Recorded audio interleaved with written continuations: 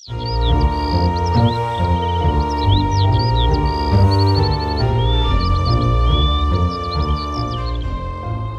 তো, রোদ মাথার উপরে চলে গেছে।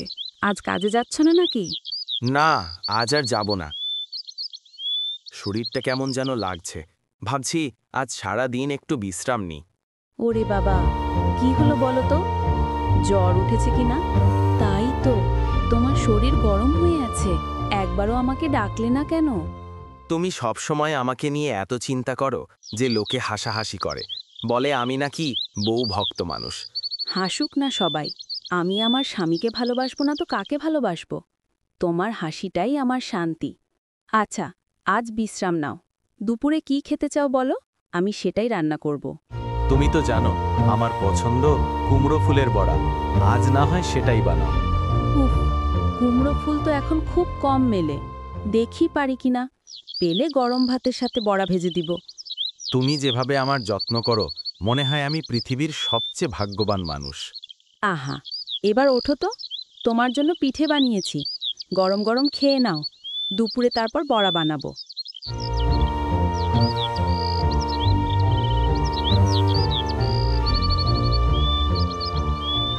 এই মায়া, দুপুরবেলায় রাস্তা দিয়ে কোথায় যাচ্ছ? তোমার অলস স্বামীটা তো কিছুই করে না, তাই না? তোমার এমন বউ হয়ে দুঃখ লাগে না? চাচা, আপনি আগে থেকেই এসব বাজে কথা বলেন।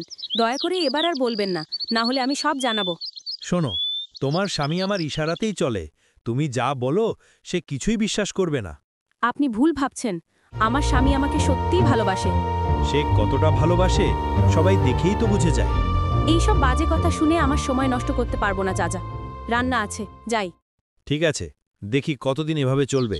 তোমাকে একদিন না একদিন আমি ছিনিয়ে নেব।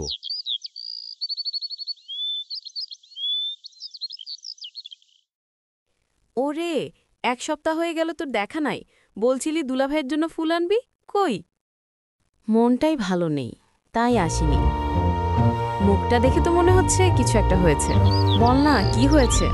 কি আর বলবো, ওই রহিম চাচা বারবার আমার পিছু নেয়, বলে আমার স্বামীকে ছেড়ে তাকে বিয়ে করতে। আমি তো আমার স্বামীকে ভীষণ ভালোবাসি, কিন্তু সবাই জানে চাচা তোকে ভালোবাসে। তোর জন্যই সে এখনো বিয়ে করেনি। করুক, আমি তো তাকে চাই না। আমি বিবাহিতা, আমার স্বামী জানলে কষ্ট পাবে। কিন্তু তোর জীবনটা কষ্টে যাচ্ছে, দামি কাপড় গয়না কিছুই পাস না। এক জীবন এমন কাটিয়ে দিবে? যদি আর এমন কথা বলিস, তোর সাথে সম্পর্ক শেষ।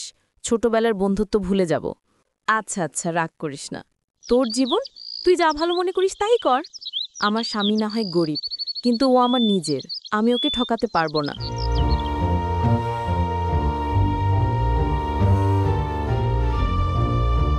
করিম, কিছুতেই ওকে পেতে পারছি না। আজও বুঝালাম, রাজি হলো না। আরে চাচা, এত কষ্ট কেন নিচ্ছেন?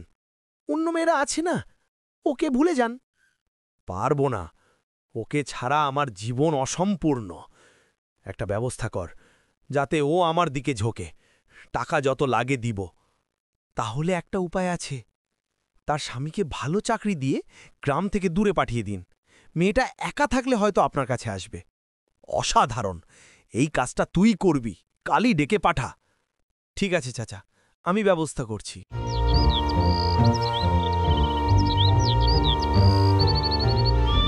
করিম ভাই, এমন তাড়াতাড়ি ডাকলেন কেন? কোনো ব্যাপার আছে নাকি? আরে, তোর জন্য ভালো কাজ আছে। দূরের এক গ্রামে বাগানের চাকরি, ভালো বেতন, থাকা খাওয়াও ফ্রি। ভালো খবর তো। কিন্তু মায়া একা থাকবে কেমন করে? আরে, ও কি বুঝিয়ে বলিস, সংসারের ভালোই তো হবে। ঠিক আছে, আগে ওর সাথে কথা বলি।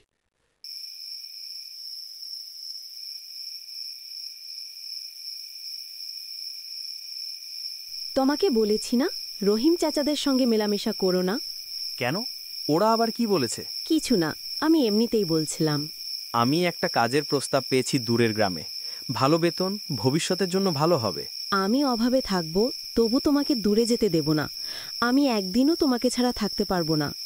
সবই তো তোমার ভালো চাওয়ার জন্য করছি, বিশ্বাস রাখো। কিন্তু এখানেই কাজ করো না। এই গ্রামে তো তেমন কাজই নেই, তাই যাচ্ছি। আচ্ছা, যেও।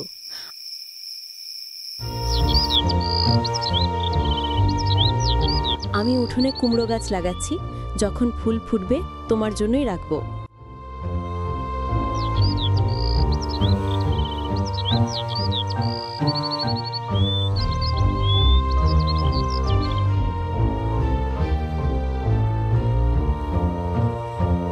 অন্য গ্রামে গিয়ে আরাফের পরিচয় হলো রূপা নামের এক মেয়ের সঙ্গে। এই যে শুনুন, এই গ্রামে থাকার জায়গা কোথাও পাবো নাকি? না, খুব একটা পাওয়া যায় না, তবে চাইলে আমাদের বাড়িতে থাকতে পারেন। আমি আর নানি মিলে থাকি। আপনি তো মেয়ে মানুষ, লোকে কথা বলবে। চিন্তা করবেন না, এই গ্রামে সবাই জানে আমি কেমন। ধন্যবাদ, আপনি সত্যিই দয়ালু। আরে রূপা, এই লোকটা কে? নানি, উনি কাজের খোঁজে এসেছেন, থাকার জায়গা নেই তাই এনেছি। থাকো বাবা, কোনো অসুবিধা হবে না। কৃতজ্ঞতা জানাবো কিভাবে বুঝতে পারছি না।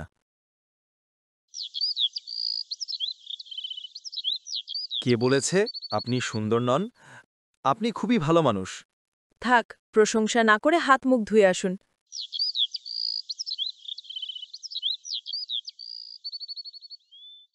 নানি, আপনি আবার আমাকে ওর সাথে বিয়ে দিতে চান নাকি? ওর তো বাড়িতে স্ত্রী আছে। আহা, ভালো পাত্র পেলেই তো ভাবি, দোষ কি এতে?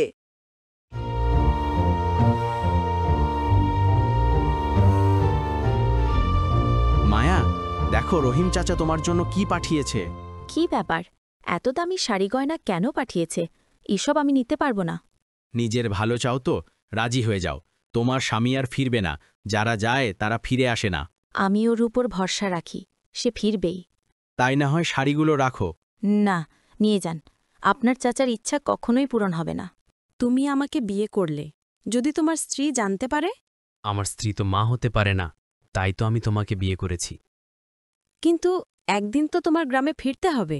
হ্যাঁ, তাই ভাবছি তোমাকে নিয়ে যাই। তোমার স্ত্রী খুব ভালোবাসে তোমাকে, জানতে পারলে ভেঙে পড়বে। আমি তো 10 বছর অপেক্ষা করেছি, বাবা ডাক শুনেনি কখনো।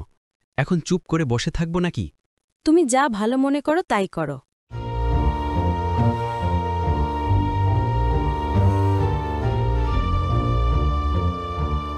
মায়া, দেখো আমি ফিরে এসেছি।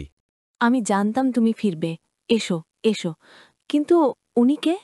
ও আমার দ্বিতীয় স্ত্রী, এখন থেকে তোমরা একসাথে থাকবে। এটা তুমি কি করলে?